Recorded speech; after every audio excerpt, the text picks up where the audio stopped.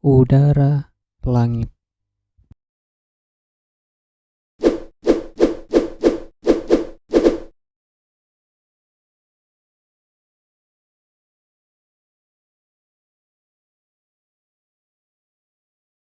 Segala sesuatu,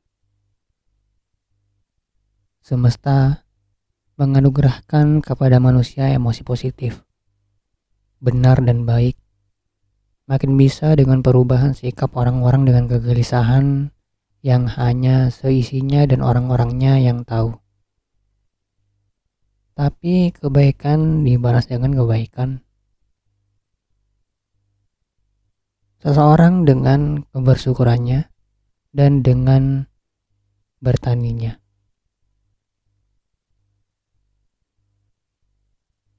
Di musim panen itu, para hewan berfotosintesis untuk mencari makan termasuk keluar dari sarangnya.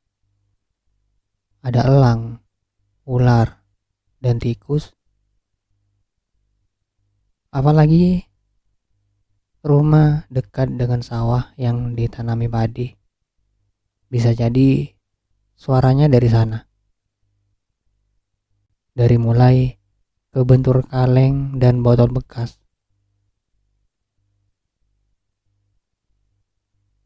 Rebahan tangan ke keyboard.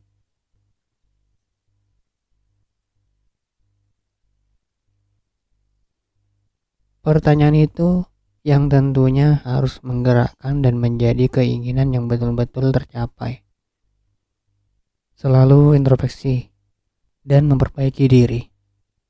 Selalu memperbarui pemikiran lalu meninggalkan pemahaman buruk dan menambah pengetahuan baik. Dia tidak introvert dan juga hanya saja ada kegiatan yang memang perlu dilakukan dengan tidak keluar rumah. Andaikan tahu cara menyampaikan dengan sekali paham, tapi ternyata tidak. Tidak semua yang dijelaskan ke berbagai orang akan sama memahami hal tersebut.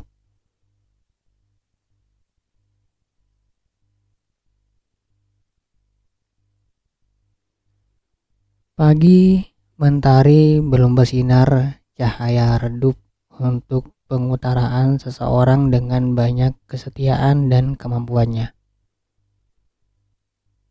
Dalam bertahan untuk kelangsungan di sekitarnya, menentukan pilar sebagai bentuk semangat yang membuat inisiatif meneruskan pendidikan dan keraguan akan kebenaran dunia. Seolah badannya seperti muncul awan hitam. Perbuatan ngaca dengan cermin. Harapan itu di penghujung tahun yang menentukan semakin baik apa yang akan dijalani di tahun selanjutnya. Bisa terlaksana dan berjalan dengan lancar. Meninggalkan hal buruk di tahun sebelumnya dan menambah hal baik di tahun berikutnya. Pengungkapan malam itu akan semangat dan terlalu angkuh saudara kembar.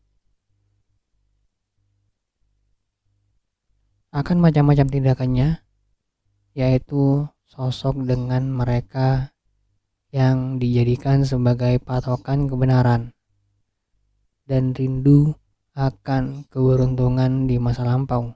Maksud dari itu adalah keharmonisan.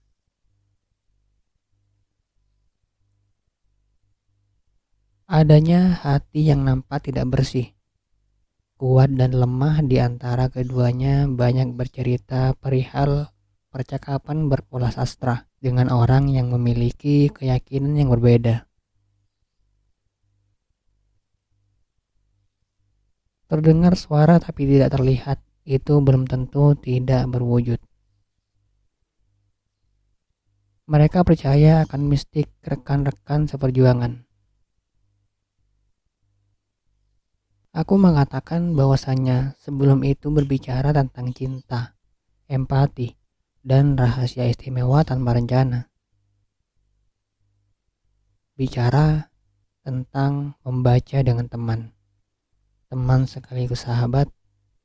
Harapan dituakannya itu benar-benar paham dan mengerti.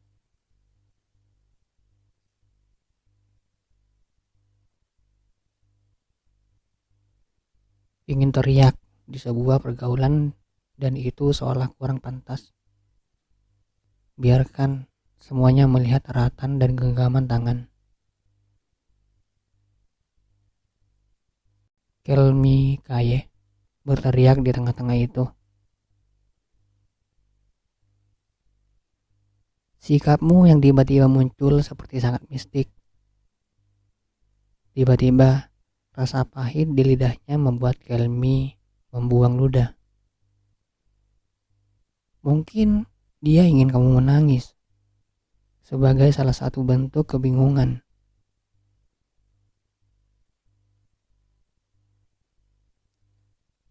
Dapat dipahami dari keinginan sekaligus tentang meneruskan pendidikan untuk melanjutkan ke perguruan tinggi. Lalu kemudian dibuka dengan memandang uap putih dari kukusan singkong di panci itu yang membuat persaudaranya semakin erat.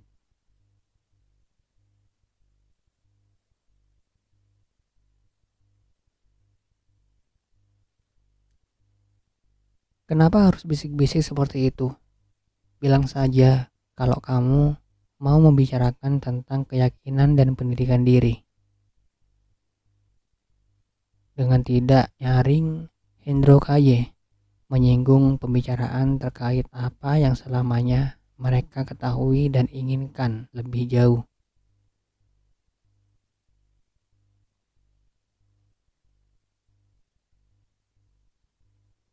Dari berbagai yang kamu coba pertanyakan itu, sebetulnya tidak ada kaitannya antara misteri, sejarah, dan pendidikan.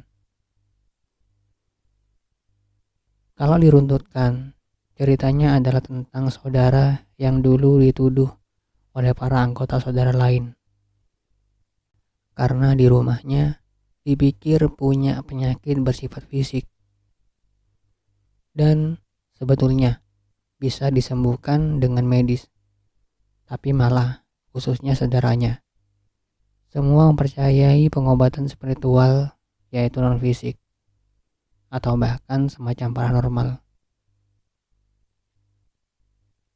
Kamu tahu gak, tadi malam ada terdengar hentakan barang di depan rumah. Hendro Kaye berkata. Iya, yang kemudian ada yang keluar buka pintu dengan bilang gak ada orang, kata Hendri Kaye. Gimana menurutmu?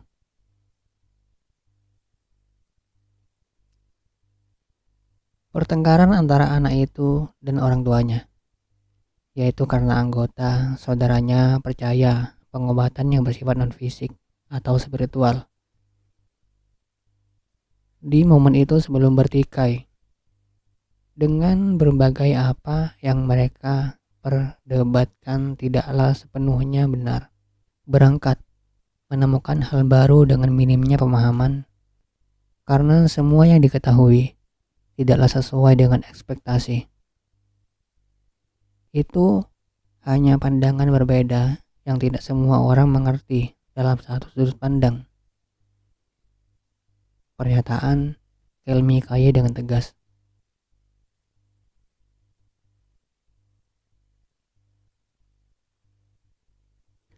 Apa yang kamu anggap tidak ada itu belum tentu tidak ada.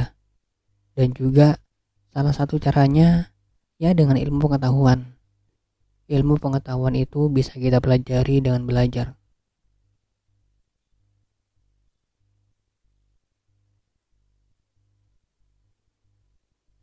Semakin lelap Hendro Kaye duduk merenung memikirkannya lagi. Di salah satu tempat ruangan kosong dengan hawa yang cukup dingin. Suasana yang berbeda dan lalu Kelmi Kaye masuk ke ruangan itu dan bicara dengan keras. Ayo keluar. Apapun yang ada di sini, aku tidak takut dengan kalian. Disusul oleh adiknya lalu berkata, Kau tidak bakalan ketemu dengan yang sebenarnya tidak terlihat. Sambil memegang pundak kakaknya. Sudahlah, kita tidak punya banyak waktu tentang itu semua. Sambil duduk bersama.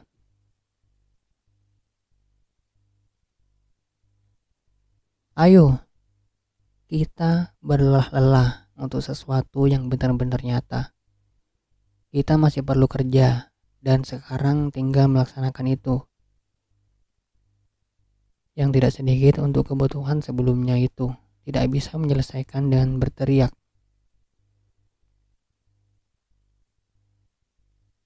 Beberapa tahun kemudian, melanjutkan seserahan seperti seekor elang yang rela dan berusaha paruhnya lepas agar menjadi Raja Wali. Dan yang senang dari saudara kembar yang juga amat bangga karena sudah hampir wisuda. Hendro Kaya juga mulai skripsi.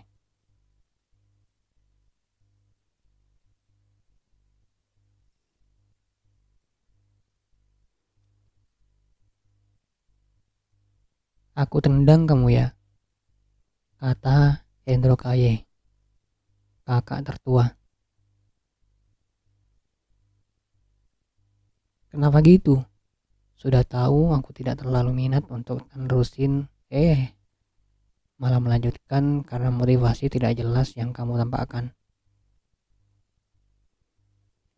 Hendro Kaya melihat kunci mainan ubi singkong.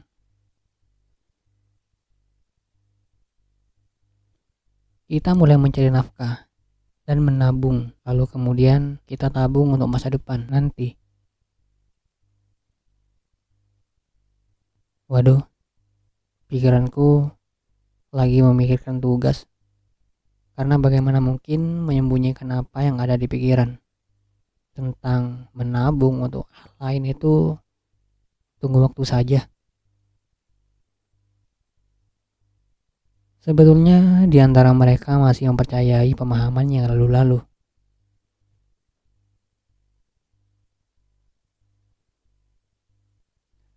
Kalau ada rencana, jangan diomongin. Nanti tidak jadi. Yang intinya tidak membicarakan hal atau keinginan yang akan dicapai.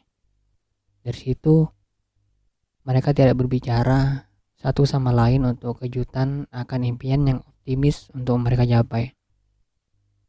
Hanyalah pencipta alam dan juga segelintir zat yang tahu di semesta bahwa halnya niatan dan tujuan yang dilakukan si kembar baik atau tidak.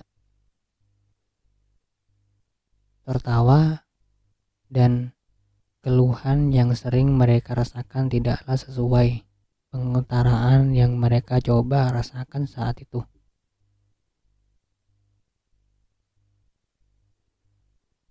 Hendro Kaya berkata, berperan saja. Berperan di depan mereka dengan apa yang akan mereka perankan. Hah? Maksud kamu tidak menjadi diri sendiri gitu? Tanya saudaranya. Ya, gimana? Kamu harus berperan di tengah banyak sedikit dan bagus tidaknya orang yang berada di sekitarmu. Dengan apa yang mereka pelajari, pemahaman geografi. Sebaiknya elang yang mematok-matokkan paruhnya ke tebing itu rencana baik sekaligus perubahannya menjadi Raja Wali.